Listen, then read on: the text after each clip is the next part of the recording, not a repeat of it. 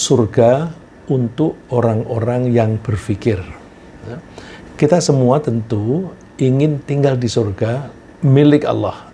Saya tekankan, surga itu milik Allah. Kalau itu milik Allah, kalau kita mau mendapatkan izin masuk situ, harus mendapatkan izin dari pemiliknya. Tidak bisa kita kepingin masuk surga, tapi dengan cara sesuka kita, nggak mungkin. Harus memakai prosedur seperti yang diizinkan oleh pemiliknya. Misalnya, kita masuk ke Istana Presiden Indonesia, misalnya. Kita mesti harus mengikuti prosedur yang baku, ya, yang suka disebut protokol atau apapun. Nah, itu prosedur itu harus kita ikuti. Tidak bisa kita langsung lompat pagar, lari kemudian menemui presiden, tidak mungkin.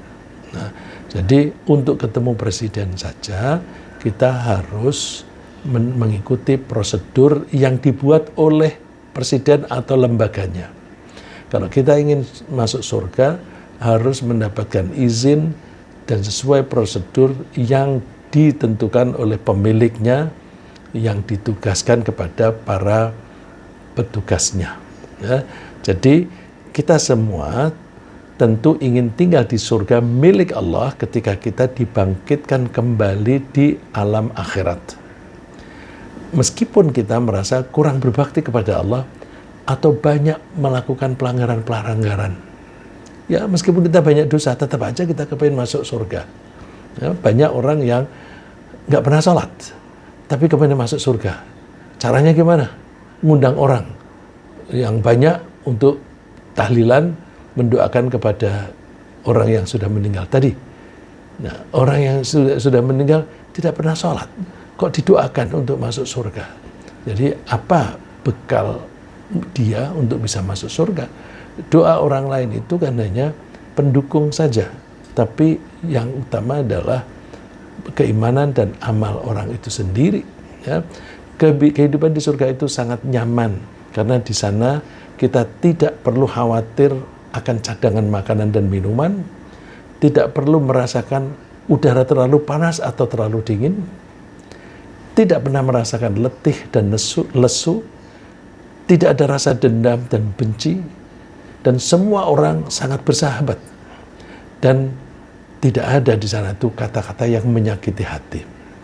Namun, kita perlu menyadari bahwa agar kita bisa masuk dan tinggal di surga, kita memerlukan ilmu dan rajin menggunakan akal kita untuk berpikir. Mengapa kita perlu berpikir dan menguasai ilmu jika kita ingin masuk dan tinggal di surga? Jawaban ringkasnya untuk pertanyaan seperti itu adalah bahwa surga itu disediakan untuk orang-orang yang bertakwa. Seseorang diakui sebagai bertakwa jika dia beriman kepada Allah dan berperilaku baik. Untuk beriman dengan benar dan berperilaku baik dengan benar, kita memerlukan ilmu. Karena tanpa ilmu, keimanan kita bisa melenceng dan perilaku kita bisa tidak berbobot atau tidak ada nilainya di alam akhirat.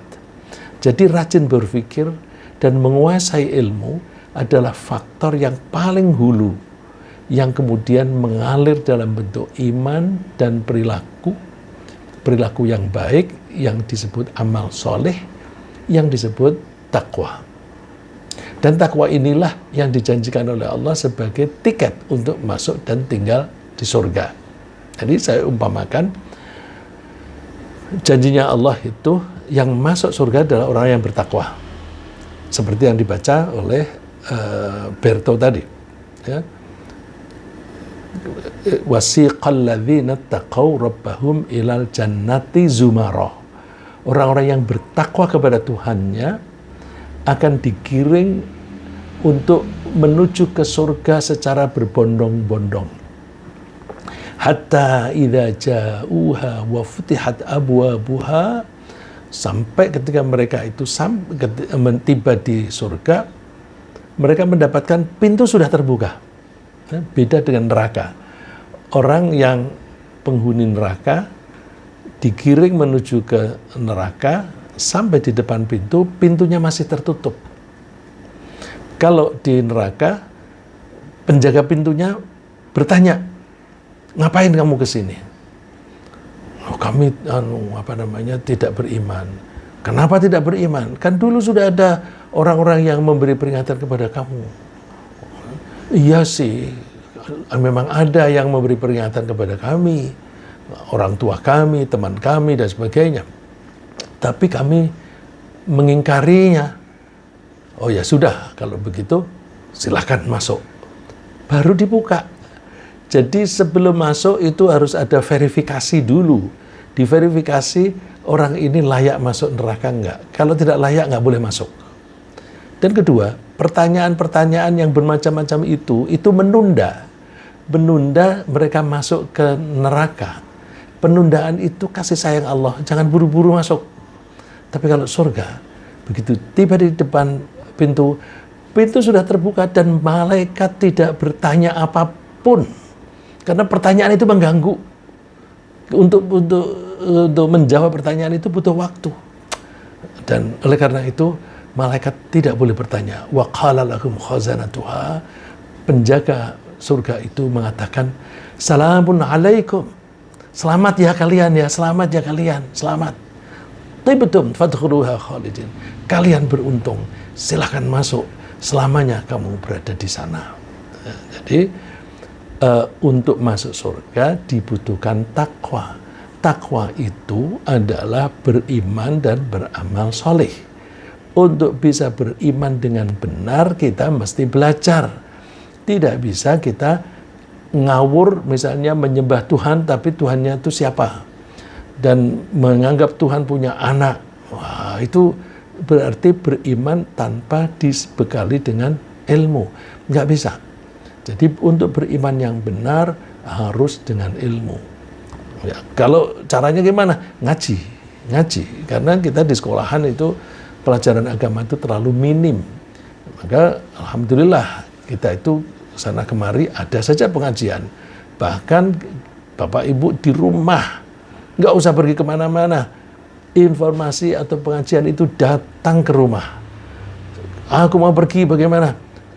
Nggak apa-apa. Buka HP di perjalanan, ya. Dan mungkin di antara kita ini sedang melakukan perjalanan. Nah, itu kita manfaatkan sebaik-baiknya, karena untuk beriman dengan benar kita mesti berilmu.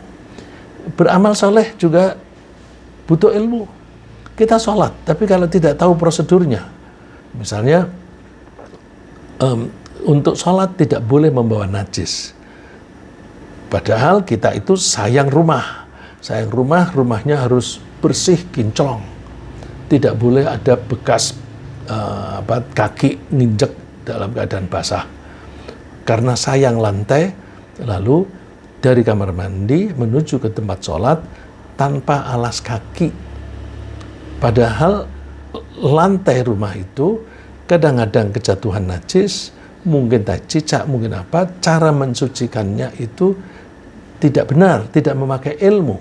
Sehingga lantai itu memang bersih dari kotoran, tapi tidak bersih dari najis. Kalau kita keluar dari kamar mandi, langsung nginjek lantai, menuju ke tempat sholat, kemungkinan besar dia membawa najis. Kalau dia sholat membawa najis, sholatnya tidak sah. Itu berarti beramal soleh juga harus disertai dengan ilmu. Kalau kita malas belajar, ya mungkin tidak layak kita masuk ke surga. Oleh karena itu, memang kita harus berpikir terus, dan kita tidak rugi berpikir terus. Orang yang tidak mau menggunakan pikirannya dengan aktif, itu cepat pikun. Dan di antara kita ini kan sudah senior. Kalau kita tidak mau berpikir terus-menerus, maka akan lebih cepat bagi kita untuk senior. Ya, jadi takwa itu ibaratnya kalau sungai itu dihilir. Hulunya itu ilmu. Ilmu untuk mempelajari keimanan dan ketakwaan, dan amal soleh. Kalau iman dan amal soleh ini kita laksanakan dengan benar dan baik, maka itu berarti takwa. Kalau kita bertakwa, maka kita menjadi layak masuk surga. Hubungan antara ketakwaan dan ilmu atau berpikir itu sangat erat. Sehingga tidak mungkin seseorang bertakwa kalau dia tidak menguasai ilmunya. Sampai Allah menyebut di Al-Quran, innama yakhshallaha min ibadihil ulama. Sesungguhnya yang bisa bertakwa kepada Allah, yang bisa takut kepada Allah di antara hamba-hambanya adalah hanya para ulama. Nah, cuma kita mesti hati-hati menyebut ulama. Ulama itu jamak dari alim. Bukan alim, tapi alim. Ya, beda ya. Kalau alim, orang yang mengetahui. Atau yang orang yang mengetahui. Tapi kalau alim, linya yang panjang, orang yang banyak pengetahuannya. Ulama itu jamak dari alim. Jadi yang bisa bertakwa kepada Allah hanya orang-orang yang banyak ilmunya. Dan ayat ini tidak menyebutkan tentang ilmu fikih, ilmu tauhid, atau bahasa Arab. Tidak. Bahkan yang disebut di ayat itu adalah fenomena alam. Jadi ulama di situ tidak harus berarti ulama yang pinter mengajari alif ba ta. Karena orang yang mengajari alif ba ta dipanggil ustadz. Ustadz itu kalau di Mesir profesor. Ya. Kalau di sini ngajar alif ba ta saja sudah ustadz. Nah, apakah ini artinya yang bisa bertakwa hanya ustadz? Oh tidak. Bahkan saya mendapatkan kesan orang yang punya potensi menjadi ulama adalah orang-orang yang mengetahui dan menerapkan prinsip-prinsip keimanan yang baik, kemudian mau merenungkan tentang ciptaan Allah. Ciptaan Allah itu benda-benda yang ada di alam raya ini. Ilmu yang mempelajari benda-benda dengan karakternya itu ilmu fisika. Jadi seharusnya orang yang paling mudah bertakwa adalah orang-orang yang ahli fisika. Tapi kenapa di antara kita ini yang makin pintar fisika, makin jauh dari Tuhan? Karena ketika belajar tidak didasari dengan keimanan. Ya, oleh karena itu, ketika kita belajar harus mempunyai sikap yang benar dulu, gitu. Kemudian orang-orang yang berilmu itu mempunyai kapasitas untuk bertakwa. Karena takwa mengandung dua unsur, yaitu keimanan dan perilaku baik, yang kita sering menyebut amal soleh. Saya lebih suka menyebut perilaku baik, karena perilaku baik itu tindakan kita baik ketika kita beribadah murni, ritual, ataupun berperilaku untuk kehidupan kita sehari-hari, berbisnis. Berbisnis itu termasuk berperilaku baik kalau mengikuti prinsip-prinsip kejujuran, keadilan, amanah, dan sebagainya. Nah, jadi kalau dikatakan amal soleh, kesan kita dalam bahasa Indonesia seolah-olah itu hanya sholat, puasa, dan sebagainya yang merupakan kegiatan-kegiatan ritual semacam itu. Padahal amal soleh itu mencakup semua perilaku kita. Nah, jadi saya ulang bahwa untuk bertakwa kita harus menguasai dua unsur, yaitu keimanan dan perilaku baik. Sedangkan seseorang tidak mungkin bisa beriman kepada Allah jika ia tidak mengenal Allah. Untuk mengenal Allah ada dua cara yang bisa ditempuh. Satu, yaitu dengan mempelajari firman Allah di dalam Al-Quran. Jadi kita mempelajari Al-Quran, nanti di dalam Al-Quran itu akan ada penjelasan-penjelasan tentang Allah itu siapa, Allah itu karakternya kayak apa, Allah itu kemampuannya apa, dan sebagainya. Itu dibahas di dalam Al-Quran. Jadi satu, kita mempelajari firman Allah. Yang kedua, kita mempelajari karakter Allah yang bisa dibaca pada jejaknya, pada ciptaannya di bumi dan di langit. Jadi kalau kita misalnya mau melihat seseorang ini orangnya rapi apa enggak, gampang. Lihat aja di rumahnya sepatu sandalnya bagaimana. Di depan rumah sepatu sandalnya berantakan sana kemari. Kita udah bisa baca ini orangnya tidak well organized. tidak well organized, tidak rapih dalam kehidupannya. Terus kita mau melihat orang ini suka kebersihan apa enggak, kita lihat aja lantainya, furniturnya kotor atau tidak. Bahkan makanya ada yang bisa mengatakan, aku bisa mengetahui karakter seseorang hanya dengan melihat sepatu atau sandalnya. Jadi lihat aja sepatunya kayak apa. Dari sepatu itu kelihatan dia itu karakternya kayak apa. Ya, karena sepatu itu jejak orang itu. Karena di sepatu itu ada jejak orang itu, maka dari sepatu itu kita bisa membaca karakternya orang yang memakai. Kalau kita mempelajari tentang Allah, kita pelajari tentang karakter Allah, kita lihat ciptaannya. Bagaimana Allah membuat air, bagaimana Allah membuat batu, bagaimana Allah membuat angin dan sebagainya. Itu di situ ada jejaknya Allah. Maka dengan melihat itu kita bisa mengetahui, oh Allah itu Maha Penyayang, Allah itu Maha Pengampun dan sebagainya. Dilihat dari jejaknya atau bekasnya di alam raya ini. Ya, bekas itu kalau kita tanya orang yang tidak sekolah, misalnya orang-orang desa yang tidak sekolah tinggi, misalnya dia bilang, oh ini tadi ada anjing yang melewati kebunku ini. Kok kamu tahu? Tahulah, karena ada jejaknya, ada kaki-kakinya ini, bekas injakan kaki. Ini bukan kaki kucing ini anjing. Jadi dia mengetahui ada anjing yang lewat di situ tadi, meskipun tidak melihat. Dari mana? Dari jejaknya. Kalau kita ingin mengenal Allah, kita lihat jejaknya. Jejaknya di alam raya ini. Jejaknya itu apa? Ya, semua benda yang ada di alam raya ini yang menciptakan Allah.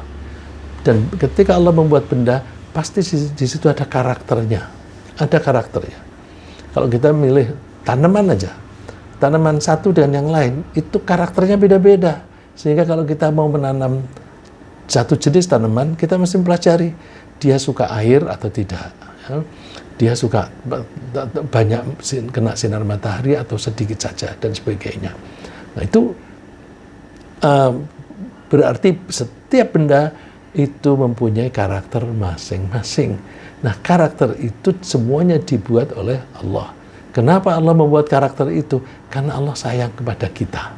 Ya, misalnya ada tanaman yang memang membutuhkan air banyak seperti padi.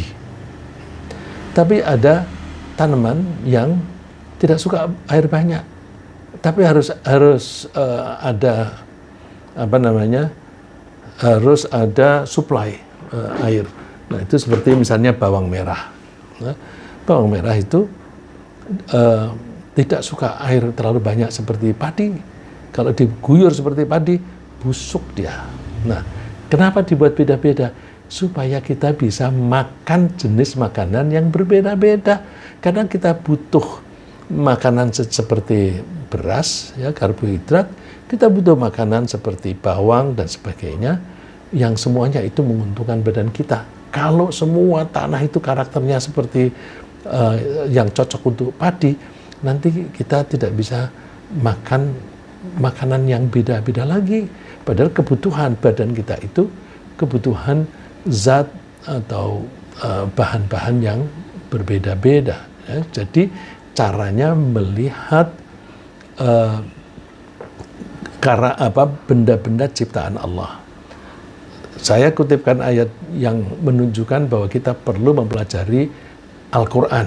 Nah, itu ayatnya adalah Allah misalnya berfirman, Kitabun anzalnahu ilaika mubarakul liyadabbaru ayatihi waliyatadzakkara ulul albab. Al-Quran ini adalah kitab yang kami turunkan kepadamu, bunyi Allah, yang penuh berkah, supaya mereka mau merenungkan ayat-ayatnya. Jadi Al-Quran ini tidak cukup hanya dibaca, tapi harus kita renungkan artinya. Terus dengan merenungkan ayat-ayat itu, maka dia bisa mengambil pelajaran. Waliyatadzakkara ulul albab. dan supaya orang-orang yang mempunyai pikiran itu mau mengambil pelajaran. Ini ada kata kerja mengambil pelajaran, orangnya disebut ulul albab, orang yang punya akal dan mau menggunakan akalnya dengan baik. Nah, ini berarti kita didorong untuk belajar, belajar dari Al-Quran. Al-Quran misalnya menerangkan tentang Allah sebagai satu-satunya Tuhan yang telah menciptakan dan mengelola dan sekaligus menjaga alam raya ini. Dia tidak pernah mengantuk atau tidur. Kalau dia mengantuk, micro sleep, setengah detik aja hancur alam raya ini. Tabrakan itu planet-planet. Jadi Allah nggak boleh ngantuk, tidak boleh tidur, dan memang tidak akan ngantuk dan tidur. Karena dia mengoperasikan alam raya ini, tentu dia mengetahui dengan sangat detail tentang apa saja yang ada di alam raya, termasuk perilaku kita. Jadi, tangan kita ini yang menciptakan Allah. Di tulang kita, di tulang lengan kita ini ada kanker atau tidak, Allah tahu. Kita untuk mengetahui itu harus memakai peralatan macam-macam, itu pun tidak detail. Kalau Allah, karena Allah yang membuat, pasti Allah tahu semua yang ada di dalam tangan kita ini. Ya, darahnya bagaimana, albuminnya bagaimana, seberapa banyak dan sebagainya. Allah tahu. Itu baru tangan. Bumi yang sebesar ini, di dalamnya ada apa, Allah tahu. Kita tidak pernah tahu, karena kita tidak pernah bisa menggali sampai dalam. Nah, kalaupun kita ngebor, yang bisa kita ambil hanya sebagian kecil dari tanah itu. Kita ambil sebagai sampel. Nah, tapi tidak tahu persis. Nah, Allah itu dalam Al-Quran menerangkan tentang Allah dan karakternya. Misalnya, ini ayat yang insya Allah sebagian besar atau semua kita ini hafal. Ayat kursi. Allahu la ilaha illa huwal hayyul qayyum. Allah itu adalah Tuhan yang tidak ada Tuhan selain Dia. Dan Allah itu hidup, dan Allah itu berdiri sendiri, mandiri. Tidak ada yang menopang Allah, tidak ada yang menciptakan Allah, dan sebagainya. Allah itu betul-betul mandiri. La ta'khudhuhu sinatun wala naum. Allah itu tidak tertimpang kantuk atau tidur. Lahu ma fis samawati wa ma fil ard. Hanya milik Allah semua yang ada di langit dan di bumi. Ya. Langit, bumi, seisinya, itu semua diciptakan oleh Allah dan dimiliki oleh Allah. Kemudian, man dzalladzi yashfa'u indahu illa bi'idnih. Kita itu butuh selamat. Dan untuk selamat kita perlu berperilaku baik, didasari dengan iman. Tapi di antara kita itu ada yang kurang. Ya, kita baik, tetapi ada kurang baiknya. Sehingga untuk masuk surga kita butuh pertolongan. Nah, Allah memberi wewenang kepada orang-orang tertentu supaya bisa menolong orang itu. Jadi misalnya kalau kita rajin membaca sholawat kepada Nabi, maka Allah memberi wewenang kepada Nabi Muhammad untuk menolong kita. Begitu kita mau dimasukkan ke neraka misalnya, kita beriman, beramal soleh, tapi punya dosa. Dosanya cukup banyak. Masuk neraka dulu. Rasulullah, bilang pada malaikat, itu jangan masuk neraka itu. Dia rajin mendoakan aku, membaca sholawat. Nggak jadi masuk neraka. Nah, untuk seseorang seperti Nabi Muhammad bisa menolong kepada seseorang, itu harus dengan izin Allah. Izin kepada yang menolong dan juga izin kepada yang ditolong. Tidak sembarang orang bisa ditolong oleh Nabi dan sebagainya. Ya. Illa bi'idznih, kecuali dengan izin Allah. Ya'lamu ma baina aydihim wa ma khalfahum. Allah itu mengetahui apa yang ada di depan kita dan di belakang kita. Di depan secara fisik, apa yang benda-benda yang ada di depan kita dan apa yang di belakang kita. Bisa juga di depan dan belakang itu artinya masa depan yang kita hadapi, apa yang akan terjadi, Allah tahu. Dan masa lalu yang kita sudah pernah lakukan, itu Allah tahu. Semua tahu. Wala yuhituna bisyai'in min 'ilmihi illa bima syaa. Dan kita tidak pernah dan tidak mungkin mungkin mempunyai kemampuan untuk mengetahui tentang Allah, apalagi secara menyeluruh. Sebagian besar saja nggak bisa. Ya. Jadi kita hanya mengetahui tentang Allah sebatas kapasitas kita, dan kita kapasitas perangkat kita maksudnya, kemudian juga sebatas informasi yang sampai kepada kita. Itu kita punya keterbatasan itu. Wasi'a kursiyuhus samawati wal ard. Kekuasaan Allah itu mencakup semua langit dan bumi. Jadi alam raya ini tidak ada yang lepas dari kekuasaan Allah. Wala ya'uduhu hifdhuhuma. Allah tuh menjaga alam raya ini dan tidak pernah lelah mengelola alam raya ini. Wa huwal 'aliyyul 'azim. Dan dia Allah itu maha mulia dan maha agung. Nah, ini saya ambil satu contoh ayat yang kita sering membaca, tapi kita mungkin belum tahu artinya atau tidak pernah merenungkan. Ternyata ayat-ayat Al-Quran itu banyak menguraikan tentang karakter Allah, sifatnya Allah itu kayak apa.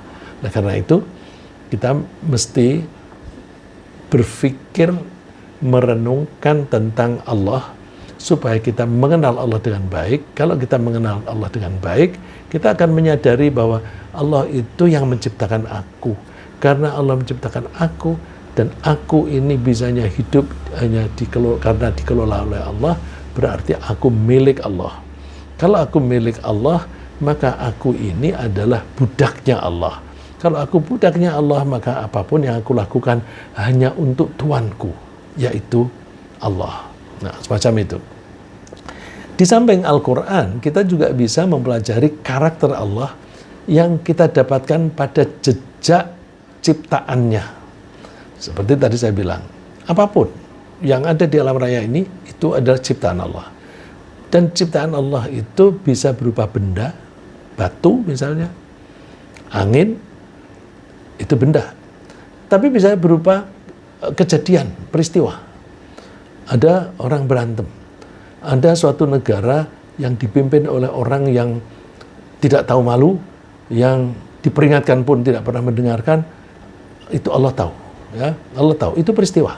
Ya. Jadi Allah juga menciptakan peristiwa itu. Kalau itu Allah membuat peristiwa itu, pasti Allah punya tujuan. Ya, tujuannya apa? Kok kita ini mempunyai pemimpin bermacam-macam, ya, bermacam-macam, ada begini, ada begitu, supaya kita pelajari. Ya. Dari benda atau peristiwa apapun yang ada di alam raya ini, bisa kita pelajari tentang tujuan dan semangatnya Allah dalam menciptakan itu. Tujuan dan semangat Allah. Allah kalau menciptakan apapun pasti ada tujuan. Ya. Kalau ada orang mengatakan ada kejadian itu terjadi dengan sendirinya dan itu terjadi secara kebetulan, itu berarti melecehkan Allah. Karena tidak ada kejadian yang terjadi secara kebetulan. Semua itu didesain, direncanakan oleh Allah dengan tujuan tertentu. Kalau ada orang mengatakan bahwa itu kejadian kebetulan aja, itu sama dengan menganggap Allah tidak punya kemampuan untuk membuat perencanaan. Kalau menuduh Allah tidak mempunyai perencanaan, itu berarti menganggap Allah itu bodoh. Subhanallah, Allah tidak bodoh. Jadi jangan pernah mengatakan sesuatu kejadian itu nggak ada artinya. Karena kalau kita menganggap seseorang manusia saja melakukan sesuatu tanpa tujuan, itu kita menganggap dia gila. Orangnya tampan banget sih, tampan gagah, tapi dia suka senyum-senyum sendiri, senyum tanpa tujuan. Itu berarti orang gila. Kalau menganggap Allah itu tidak mempunyai perencanaan, tidak punya tujuan dalam menciptakan, sama dengan menuduh Allah gila. Jadi jangan pernah lagi kita mengatakan it happens by coincidence. Itu terjadi secara kebetulan aja. Enggak, nothing happening by coincidence. Semua itu by design oleh Allah. Allah menyebutkan misalnya, Allah menganjurkan kita berfikir di ayat ini. Inna fi khalqis samawati wal ardi wa ikhtilafil laili wan nahari la ayatil liulil albab. Sesungguhnya di dalam penciptaan langit dan bumi. Kalau penciptaan langit dan bumi itu berarti apapun yang ada di bumi dan di langit. Di bumi misalnya satu butir pasir saja itu termasuk ciptaan Allah. Nah, dalam penciptaan langit dan bumi isinya itu waqtilafil laili wan nahar, dan perbedaan siang dan malam. Di situ ada tanda-tanda kekuasaan dan kebesaran Allah. La ayatil liulil albab. Itu ada tanda kebesaran Allah untuk siapa? Untuk orang yang mau berpikir. Untuk orang yang punya akal dan mau menggunakan akalnya. Itu disebut ulul albab. Lagi didorong kita untuk berpikir. Nah, cuma cara berpikirnya bagaimana supaya makin banyak kita berpikir, makin kuat iman kita. Ini kuncinya. Alladzina yadhkurunallaha qiyaman wa qu'udan wa 'ala junubihim. Pertama, mendasari pola pikirnya sebelum berpikir itu ingat dulu kepada Allah. Ingat bahwa yang aku pelajari ini adalah ciptaan Allah. Maka di situ pasti ada tujuan Allah dan ada karakter Allah di situ, ada jejak Allah di situ. Nah, orang yang mau berpikir itu terus-menerus, baik dalam keadaan berdiri, duduk-duduk maupun tidur-tiduran. Terus setelah mendasari diri dengan zikir tadi, zikir itu artinya iman, ya. Wa yatafakkaruna fi khalqis samawati wal ard, dan mereka memikirkan tentang penciptaan langit dan bumi. Jadi kita didorong untuk berpikir tentang fenomena alam. Apa saja? Ya, apa saja. Misalnya melihat nyamuk. Oh, ada nyamuk. Itu kita bisa melihat dari berbagai angle.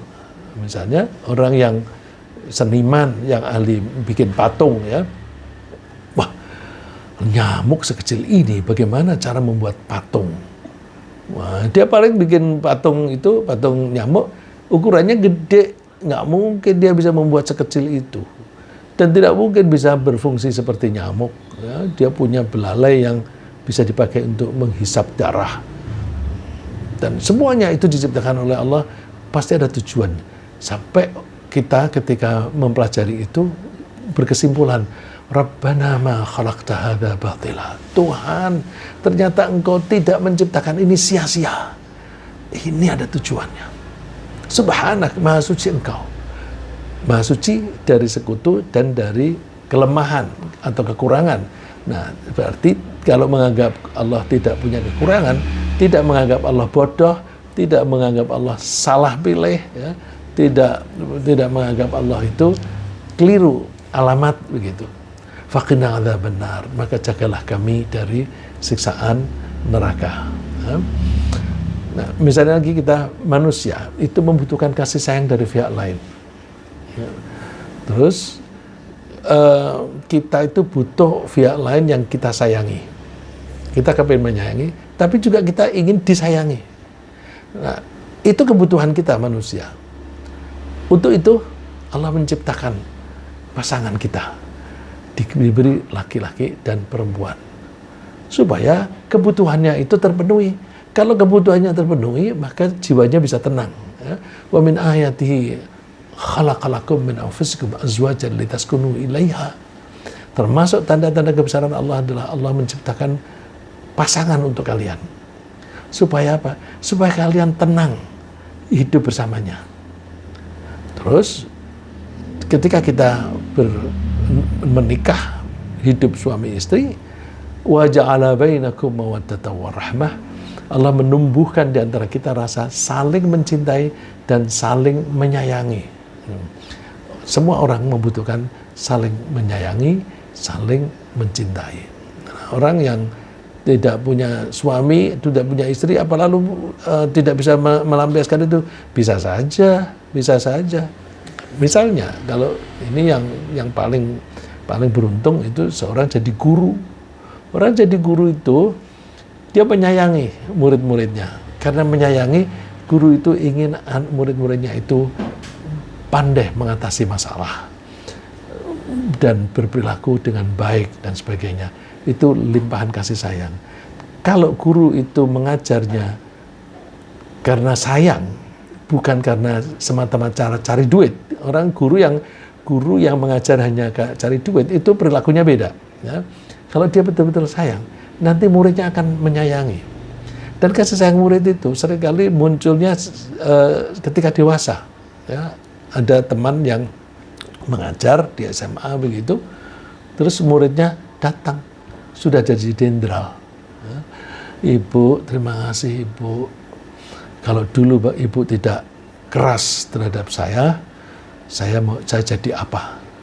Karena Ibu keras, saya menjadi latihan berdisiplin, saya masuk tentara, dan saya sekarang menjadi jenderal. Nah, itu kasih sayang. Nah, itu kita butuh menyalurkan kasih sayang, dan kita butuh menerima kasih sayang. Oleh karena itu Allah membuat kita pasangan dan juga cucu-cucu. Cucu-cucu itu juga demikian. Setelah kita memperoleh pasangan untuk saling menyayangi, Allah memberi lagi kita, yaitu anak-anak dan cucu-cucu. Sehingga kita bisa lebih banyak lagi mencurahkan kasih sayang. Coba kalau kita baca ini, seringkali dibaca di acara pengantin ini ya. Ya ayyuhan nasu taqu rabbakumul ladzi khalaqakum min nafsin wahidatin wa khalaqa minha zawjaha wa batha minhuma rijalan katsiran wa nisaa. Hai manusia, bertakwalah kamu kepada Tuhanmu. Tuhanmu telah menciptakan kalian dari satu orang, kemudian Allah menciptakan pasangannya. Ya. Kemudian dengan berpasangan itu, Allah menciptakan dari dua itu anak-anak dan cucu-cucu, laki-laki dan perempuan yang banyak. Ya. Oleh karena itu, wattaqullaha alladzi tasaaluna bihi wal arham. Jagalah hubungan baik dengan Allah yang menciptakan, dan jaga hubungan baik dengan sanak kerabat, sanak saudara. Itu jagalah dengan baik-baik, karena semuanya itu adalah rahmat dari Allah. Innallaha kana 'alaikum raqiba. Ingat bahwa Allah itu selalu mengintai kalian, ya, selalu mengawasi kalian. Ya, mengawasi ini penting. Kalau kita merasa diawasi, maka kita akan berperilaku dengan baik. Kalau kita tidak merasa diawasi, kita akan berperilaku liar. Ya. Contoh gampangnya misalnya ada pemuda yang dibesarkan di desa, dia rajin ke masjid, dia beribadah dengan baik. Ketika bekerja di Jakarta, dia merasa tidak ada tetangganya, tidak ada temannya yang mengetahui dia. Di Jakarta, wah bebas sekali nih di sini. Dia berbuat seenaknya sendiri. Nah, kenapa? Nggak ada yang tahu. Nah, jadi merasa diketahui oleh orang lain itu penting. Yang lebih penting merasa diketahui oleh Tuhan. Nah, karena itu kalau kita selalu merasa diintai dan diawasi oleh Allah, maka kita punya kecenderungan untuk berperilaku dengan baik. Nah, itu butuh ilmu. Kemudian dengan merenungkan ciptaan Allah, kita bisa mengenal lebih banyak lagi tentang kasih sayang Allah kepada kita. Sehingga kita akan terdorong untuk bersyukur kepadanya. Bersyukur itu termasuk bagian dari takwa. Takwa itu dijanjikan surga. Dan ungkapan rasa syukur kepada Allah itu termasuk bagian dari ketakwaan kepadanya. Bagaimana kita tidak terdorong bersyukur kepada Allah ketika kita memahami bahwa salah satu saja ciptaan Allah, misalnya angin. Angin itu digerakkan oleh Allah dari satu tempat ke tempat lain. Jadi angin itu udara yang bergerak dari satu tempat ke tempat lain. Pergerakan angin itu banyak sekali manfaat bagi kita manusia. Saya coba menyebut beberapa saja. Nah, beberapa saja. Gitu Bapak Ibu yang mempunyai keahlian bisa menguraikan lebih banyak lagi. Antara lain apa? Udara di sekitar kita ini banyak mengandung CO2. Kita bernafas CO2. Kalau di suatu ruangan atau di satu tempat kita berkumpul orang banyak, semuanya bernafas, di depan kita ini ada racun. Bisa mengganggu kesehatan kita. Terus Allah mengirimkan angin, nggak usah khawatir. Aku usir CO2 itu. Dan aku datangkan oksigen yang bersih untuk kamu hirup. Jadi, kita menghembuskan nafas, ada racun, dibuang oleh Allah, digiring dengan angin. Dengan angin itu pula Allah membawa udara yang bersih. Alhamdulillah. Satu, angin itu juga mempercepat penguapan keringat. Kita kalau berkeringat kemudian wah panas nih, gerah nih.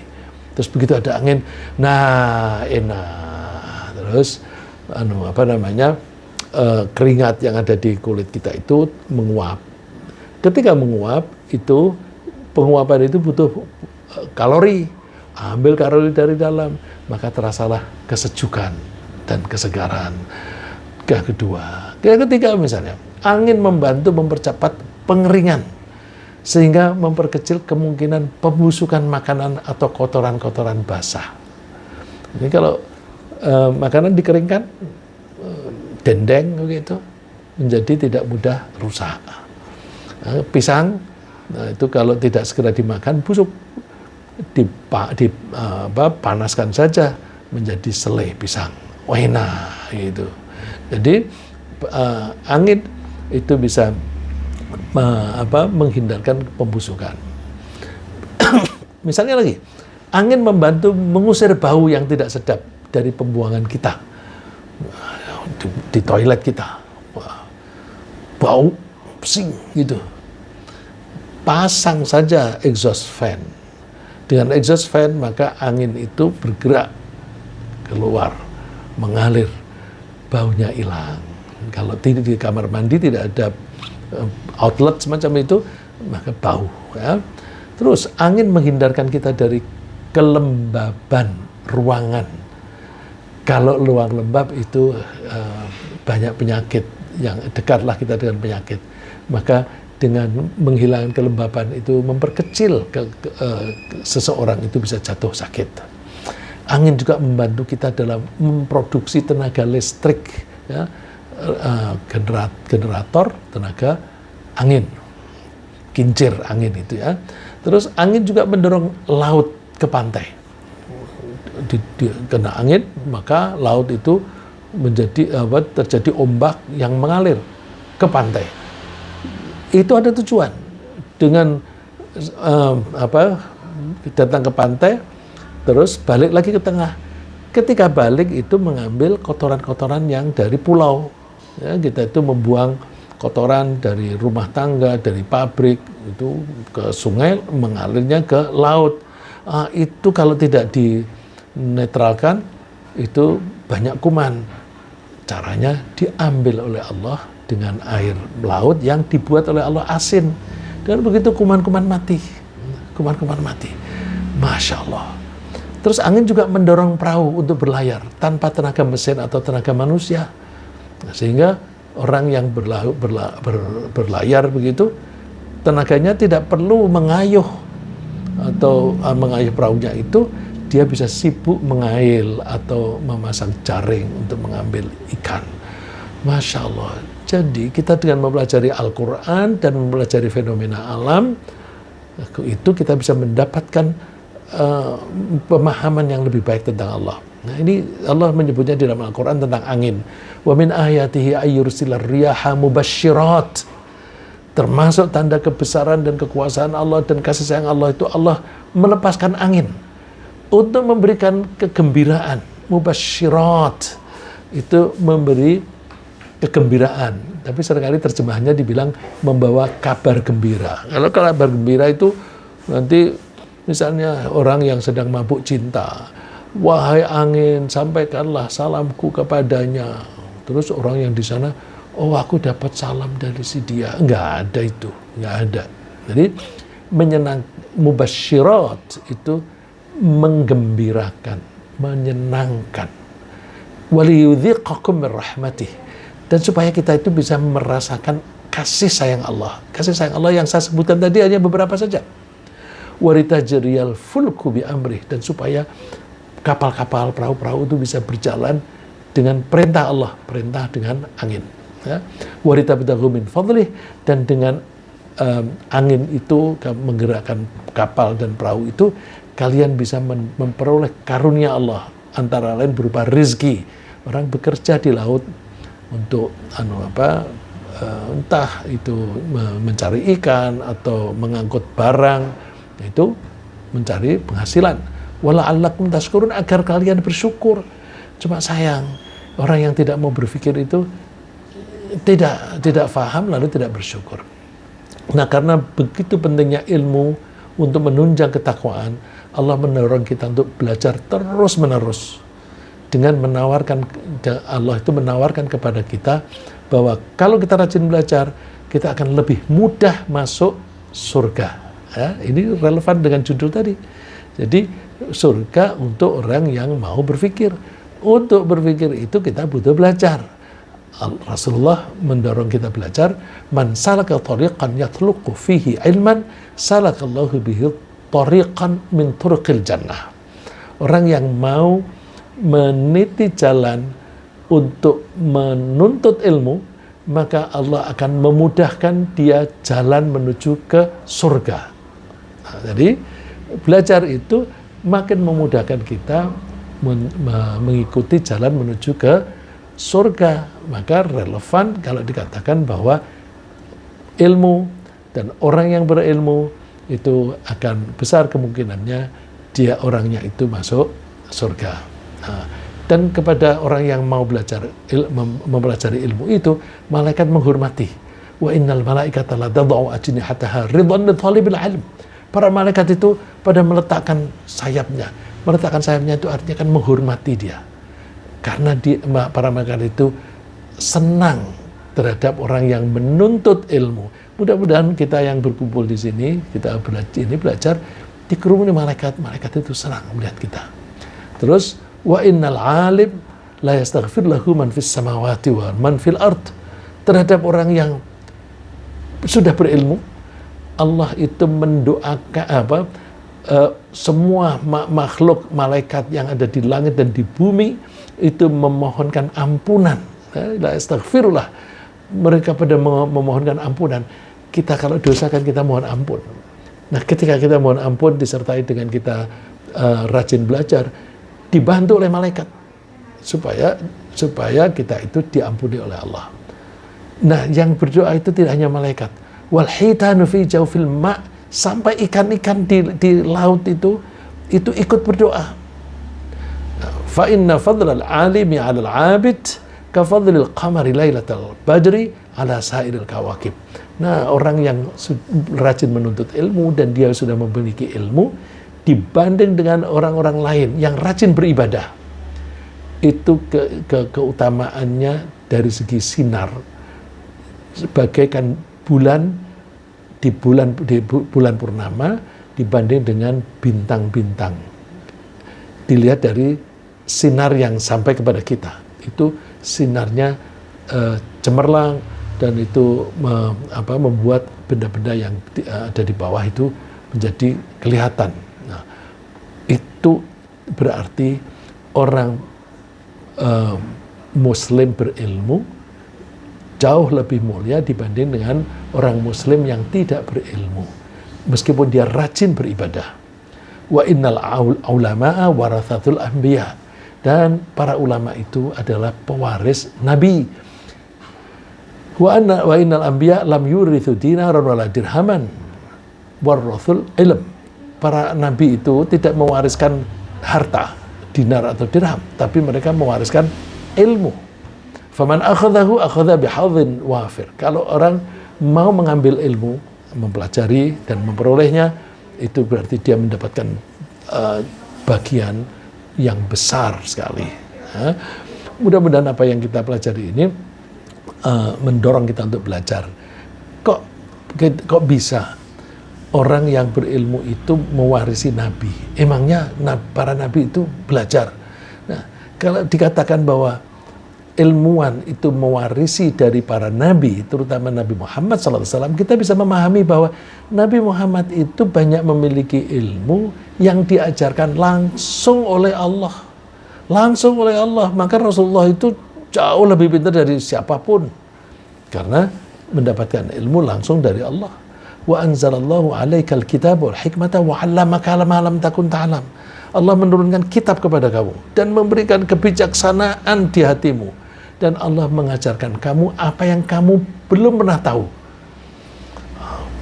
Di Al-Quran misalnya, Allah menyebutkan bahwa ada laut yang terbelah, seolah-olah itu ada sekat antara air yang asin dan air tawar.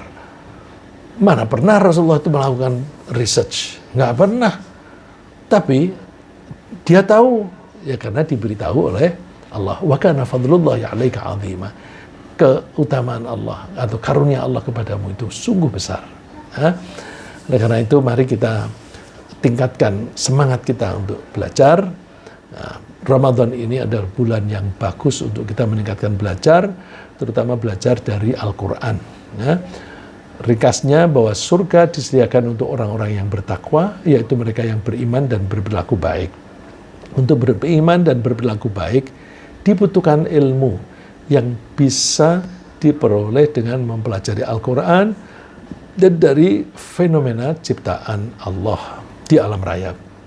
Allah mendorong kita belajar dengan menawarkan kemudahan masuk ke surga. Para ilmuwan yang bertakwa adalah pewaris para nabi yang memperoleh ilmu dari Allah. Semoga Allah memberi kita semangat untuk selalu belajar sampai akhir hayat.